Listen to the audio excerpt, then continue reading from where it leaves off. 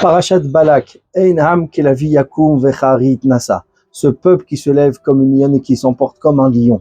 C'est-à-dire la lionne ne dort pas. Et le lion, quand il se lève avec une force. Rashi nous explique pourquoi comparer le peuple juif à la lionne et au lion. C'est parce qu'ils attrapent les mitzvot. Ils vont, ils dévorent les mitzvot. Pourquoi employer ce mot de dévorer la mitzvah? Parce qu'on ne cherche pas juste à faire la mitzvah quand elle vient vers nous. On ne cherche pas juste à s'approcher de Dieu quand il est possible de le faire. Mais on cherche à s'approcher de Dieu. On va attraper la mitzvah.